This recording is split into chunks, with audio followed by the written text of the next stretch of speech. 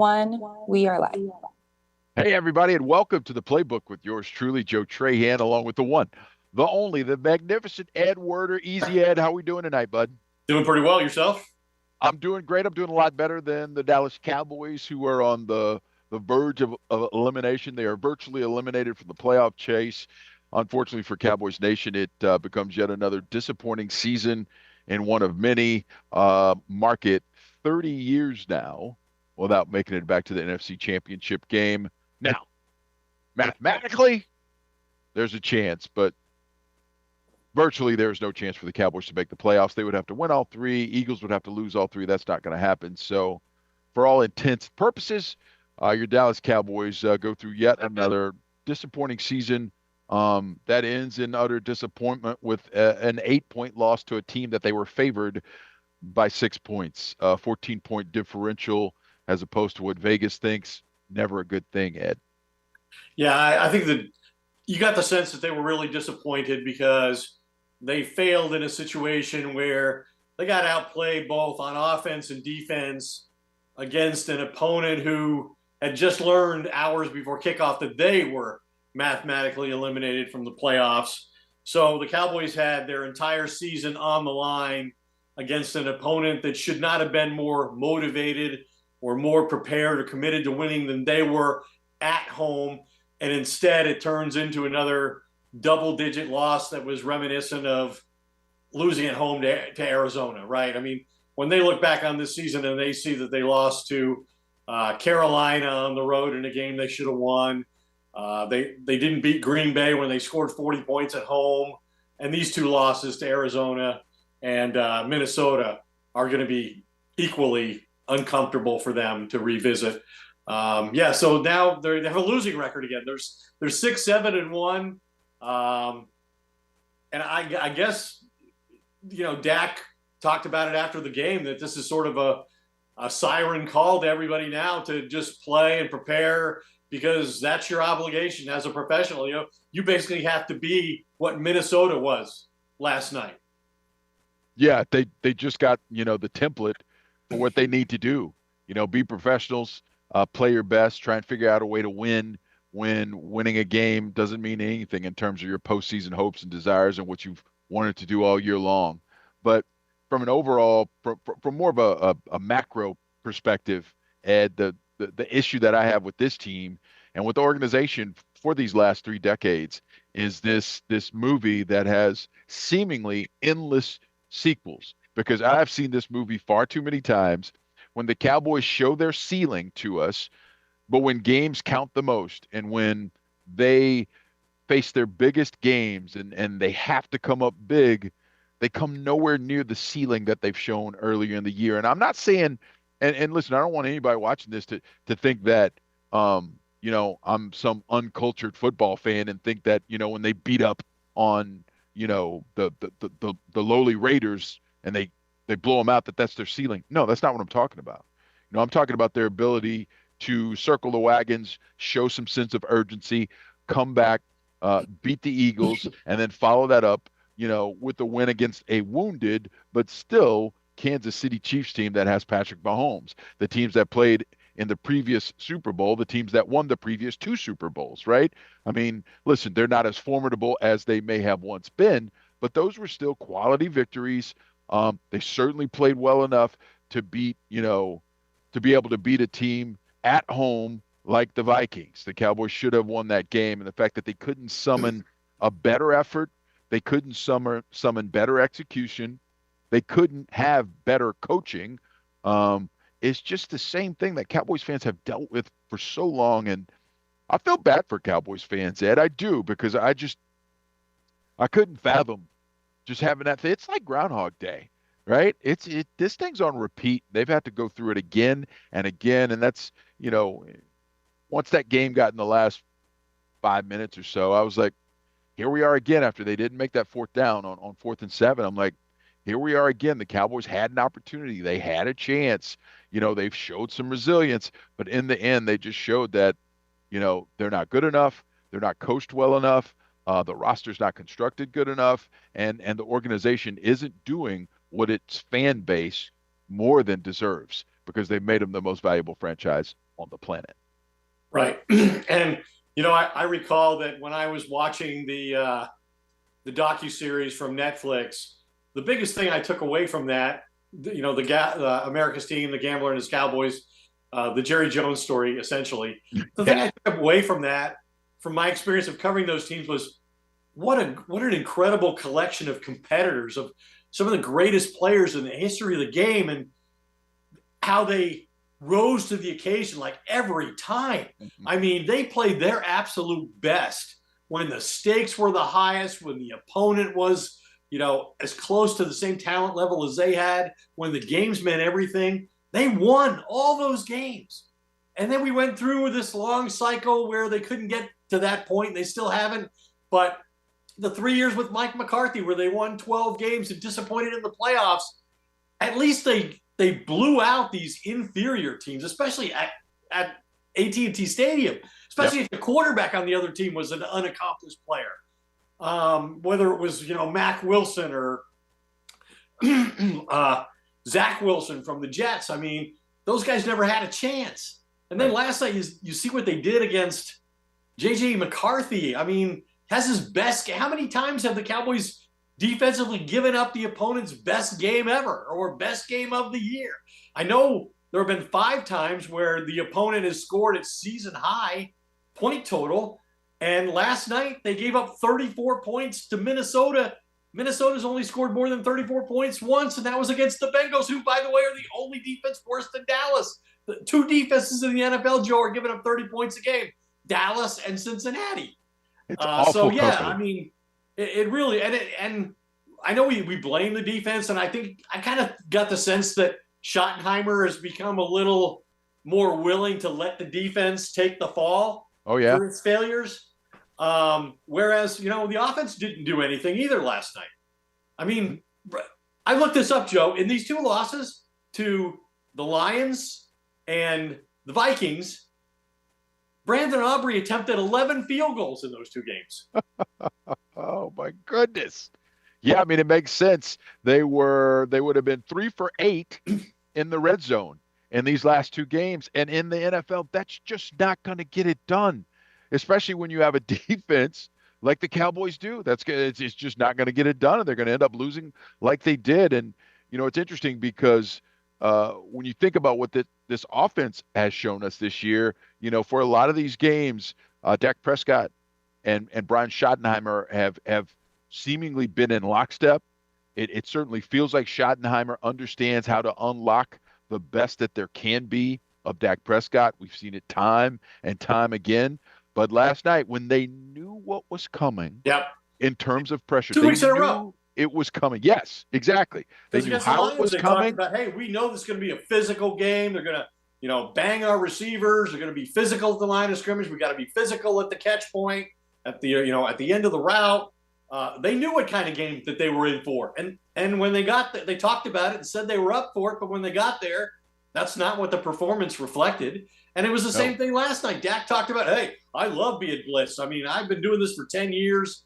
His numbers supported the fact that he handles a blitz exceptionally well. And then they go out and give up he gets pressured on 48% of his throws, the most of any game in his career. He's played 136 games. He's never been pressured a higher percentage of the time than he was last night. I think he's been pressured 37 times in these 2 games. And all the investment this team's made in the offensive line with first-round draft picks, give me a break. Yeah, no, from top to bottom. It's what I talked about. It's showing the ceiling and an inability to come anywhere near it, right? When it matters the most. And that's what hurts the most, I think, for Cowboys fans. I wouldn't know because I'm not a fan. But the thing that bothers me is the fact that you had to know what they were going to want to take away. And Dak said it after the game. He said, well, I tried this answer and that didn't work. And I tried that answer and it didn't work. And I tried another 3rd answer and it didn't work.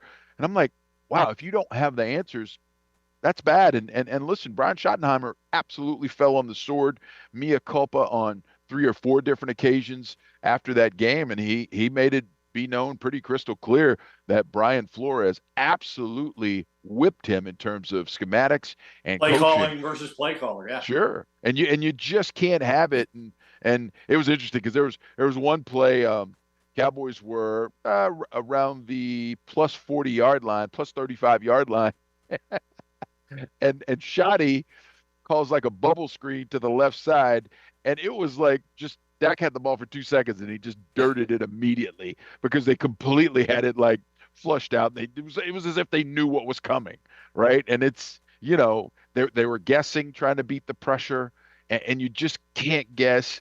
And it was really interesting, right? Because there were some times in that game when, and it's hard to do this on the fly, but I tried my best. There were a few times when you knew that there was pressure coming up. They were given a all-out blitz, zero look, and they were just standing 10 yards back, trying to have vision and play man. And I'm just thinking to myself, how can we not build in an automatic to where you just get the ball to CD? Because if he makes one guy miss and there's Right. one It's a block, touchdown. it's church. It's Right. church. And That's the risk, right? That's the risk of the style that the Vikings play. The zero blitz scheme is basically putting everybody close to the line of scrimmage, forcing them to identify who's coming, and they can't block them all. And you're hoping to get there before the quarterback can get an accurate ball out. And I think Dak thought he'd be able to do that, that he could go to the quick game, he could get the ball to his playmaking receivers on the outside. They'd make somebody miss, break a tackle, and take it to the house. And then Flores has to think about, well, is this the way I want to play the game, knowing that they're capable of beating me for a touchdown on any play? And that just never happened. I it mean, didn't. It was really frustrating. And I mean, Dak was just having problems making completions at one point. And listen, I will say this: not having Javonte Williams in there for blitz right. pickup ended up being, I think, a very big deal, Ed, that won't get talked about a lot because Hunter Lipke whiffed 2 or 3 different times, just complete whiff. Right. And then when Davis went in, when Malik Davis went in there, he He got got run over. run over a couple of times. Right. So, I mean, Javante, he's dealing with, a shoulder injury. He had a stinger going. So they're taking him out. They're not trying to put all the wear and tear of those blitz pickups on him. But man, did they ever miss him? I think, his value to the team may have went up in a big way in Right. that game, understanding what can happen when he's not in the ball game. And listen, I think that kind of evaluation is what the Cowboys have to do over these next 3 games. And I do think, you know, they could know that they're absolutely eliminated from the playoffs before they even, have one snap against the Chargers, because the Eagles take on the Commanders on Saturday. Eagles win that game, division's over, we're done mathematically, the whole 9 yards. And Ed, I'm curious because I want to get your thoughts on this. If I were the Dallas Cowboys at that point, I would shut down Dak Prescott. I would shut down CeeDee Lamb. I would shut down George Pickens. I would shut down Javonte Williams, Clowney, Quinnen Williams. I would do it. You're going And into preseason mode. I am. NFL be damned. NFL be damned. Because the last thing you need is some idiotic injury. And listen, Micah Parsons they're injury, coming a fast Patrick and furious. Mahomes That's injury. exactly right. They're coming fast and furious right now, late in this season. Why risk it? I don't care about competitive balance. I don't care about any of it. You got to take care of your team first, and that's the way I'd go about it. Now, listen, to be completely fair, you you have to be completely mathematically eliminated before I do it, right? Because again, you never know in this league. But once you are, that's the route I would take. What are your thoughts on that, Ed? I guess it's offensive in terms of the integrity of the game aspect, right? Because you want to do what Dak talked about doing, and I don't. Can you talk him out of it? Can you? I mean, you heard the position he espoused last night. This is who you are as a person. This is time to show who you are as a person. This is a time to reveal, what you stand for as a competitor. I could talk him out of it because you're also the person who's missed too much game time over the last 4 years. You're that person too, Dak.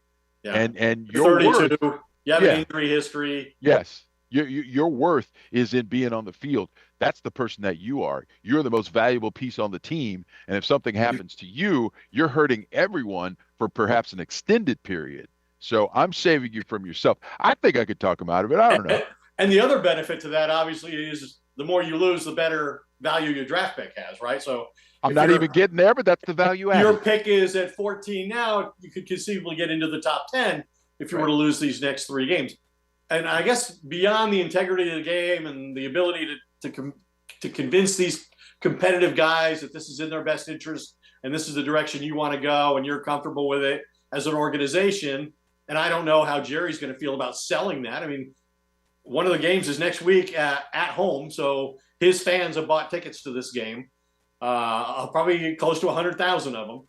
And what obligation do you have to them, your fan base, ticket buying fan base? And then the other part of it is, well, what's the value to a first-year head coach and his staff of using this as a foundation, the second half of this season as a foundation for next year, to start next year, to go into next year coming off a 6-2 finish. Once we got our guys on defense, we traded for Quinnen Williams and Logan Wilson, who we really don't like to play all that much, and got DeMarvion Overshown and Luke Wilson. We became a much better team. We won 6 of our last 8 games. We're going to build on that going into next season. So those are the 2 reasons I would suggest they might not do that. It's totally a practical solution. It's a dangerous game. And like you said, Dak knows that all too well. CD just learned that a week ago when he suffered a concussion and had to come out of a game. He missed 2 games earlier in the year with a sprained ankle. But yeah, in a lost season like this, the last thing you want to do is lose a franchise player, a difference maker for any part of the offseason or next season. I agree with you on that. But I'd have a hard time making that pitch, especially for 3 games. Maybe for the last one, you could justify, hey, I want to see Joe Milton. We need to evaluate him as a backup quarterback. Like, we were worried all year long that if we ever had to play Joe Milton in a game we had to win, what we were going to get. It's time for us to find out. That would be my pitch to Dak. Yeah, no, listen, I just I think Dak has seen so much now. I do think I could talk him into it. He wouldn't want to do it. He'd do it, kicking and screaming. But again, it's like, okay, you say the ultimate goal is to win a championship. And if that's the ultimate goal, if that's what you really want to do, what does playing in these games gain for you? I would say nothing.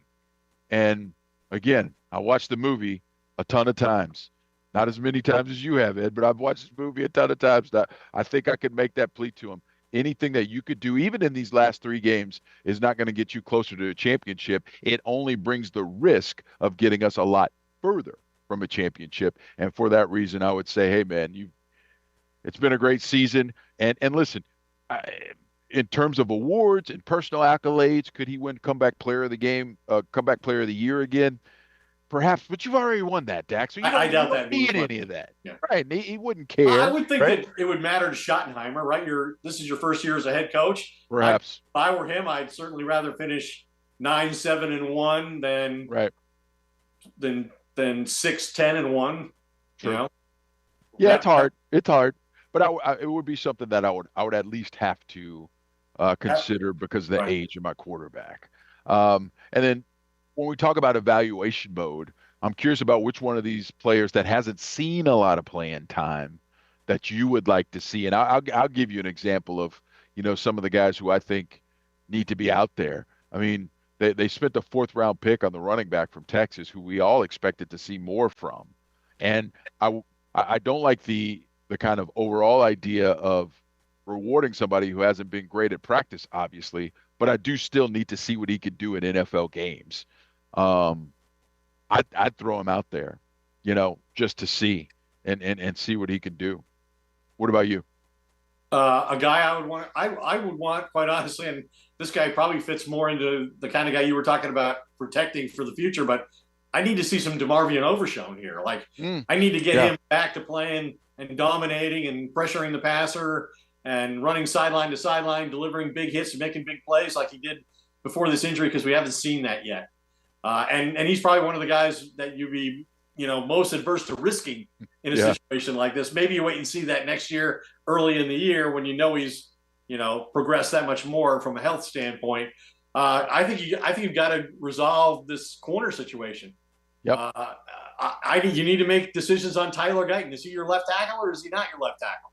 You need Yep. to draft a left tackle. I mean, you made a huge investment in the interior of your offensive line, the interior defensive line, but you have all kinds of questions on the at all the perimeter positions except for wide receiver, assuming they bring Pickens back. So I guess the two corners, Carson and Ravel, I'd want to see a lot more of them. I'd want to see Wanye Thomas play safety. I'd activate him. So those are the guys that I would mostly want to see. But yeah, I think Jaden Blue's a guy who needs to play if you're going to go into this mode. And again, that's contrary to the big culture that Shoddy's emphasizing and is enforced against Trayvon Diggs. To Trayvon Diggs' detriment. He thinks he's healthy enough to play, and they won't let him play. And we'll see where that goes this week. That's an interesting story for this week. But yeah, and I think defensively, you just got a whole lot of things you got to try and resolve. Like how can you trade for two middle linebackers and not have a middle linebacker? Yeah, that one makes no sense, right? Kenneth Murray comes in, and I just there are just some of these plays, Ed, where I mean, what are we doing? I mean, it's like, are you trying to guess the wrong hole? The touchdown play where he just, I mean, the play's coming right to The him. C.J. Ham Yes, the fullback Ham dive play. touchdown. Yeah, I mean, it's coming right to him, and he sees an empty hole, and he just jumps in it, and I'm like, the hole's empty for a reason, bud. I mean, it's just awful. I mean, it's just very basic play that you wouldn't expect, you know, from from a veteran in the NFL. And again, a guy that Eberflus wanted to bring in because he's supposed to know the scheme. How can you tell me that that's supposed to be a guy who knows the scheme when time and time and time again he just guesses at the wrong gap? It is, I mean, it's mystifying to me how that can happen.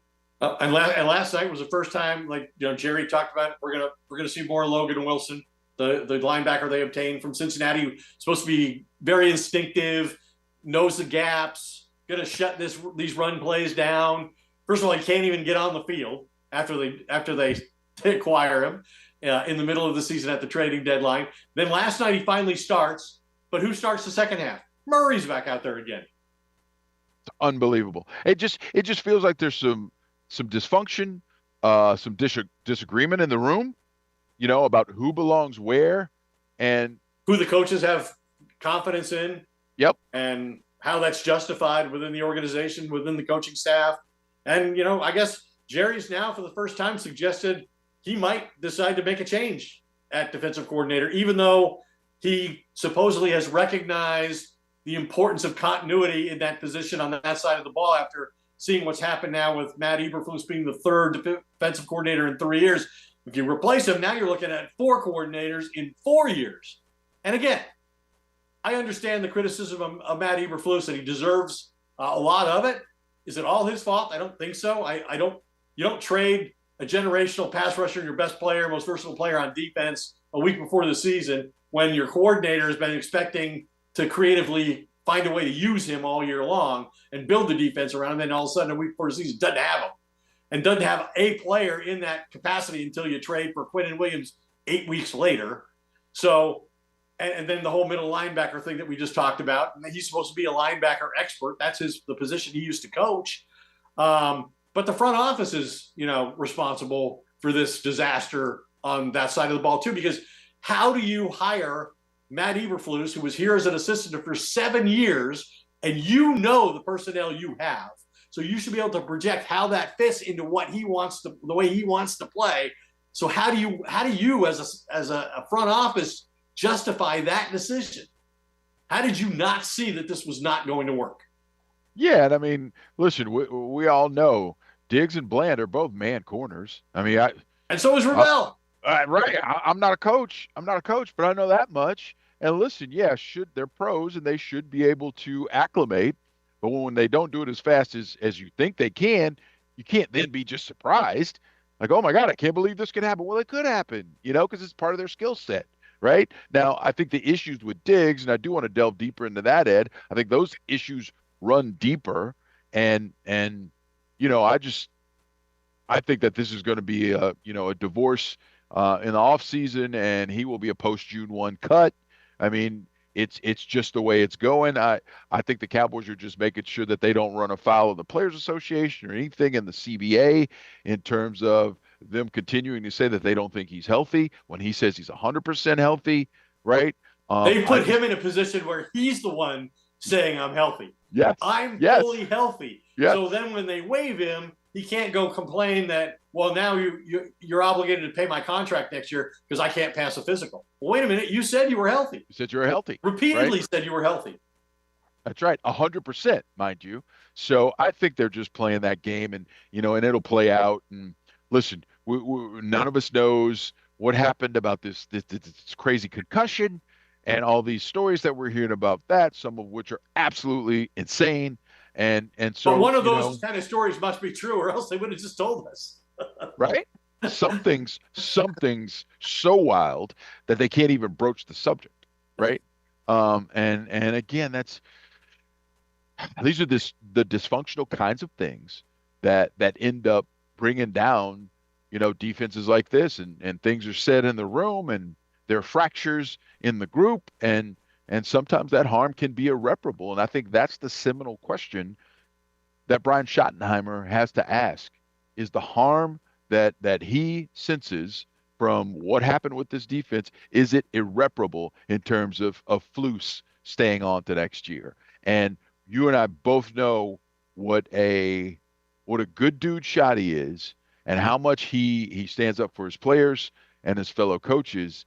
And he knew that a million cameras were on him on the sideline yesterday. He knows that it's a Sunday night game, and he still let his frustration be completely apparent to anyone who knows anything about body language and football. And I found that incredibly interesting. Right? Because earlier in the year, he was talking about having to get involved in their meetings, and he was saying, I know I can sympathize with him. I've been in that position before as an offensive coordinator, and the head coach would come into my meetings and supervise my meetings and make suggestions. And it's always could be very uncomfortable, right? You feel you're being undermined and evaluated in an unfair way. And he was openly supportive of Eberflus at that time.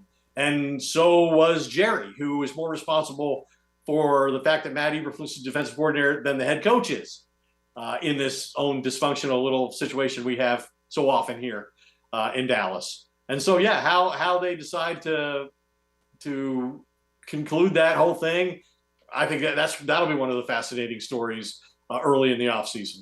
Yeah, because listen, and you know this probably better than most people in the country. You know how Jerry doesn't like to eject coaches, right? Even when he doesn't want to keep them, he wants to try and give them a window to find another job and all these other kind of things. But this is a situation with Eberflus where that couldn't happen, right? Because And technically he's still under contract. well, the So interesting thing with him is we all know Jerry doesn't like to pay coaches who don't work for him. But I assume that Eberflus's salary is mainly being paid by the Bears. He's, that's a he's good still point. That he's is still a good getting his point. head coaching salary from the That's a good Bears point, Ed. for a year or two. That's a very good point. So you're right. And in that sense, maybe it would ease that thought process that Jerry normally has about letting coaches go. Maybe he would be more amenable, right, to letting it happen, knowing that Flus is taken care of with some of that head coaching money that he's still drawing from Chicago. That's a very interesting point, right? Because man, Jerry doesn't normally talk like he did last night when he doesn't have a notion and When he game doesn't plan. have to. That's right. That's Yeah. right. And he made it.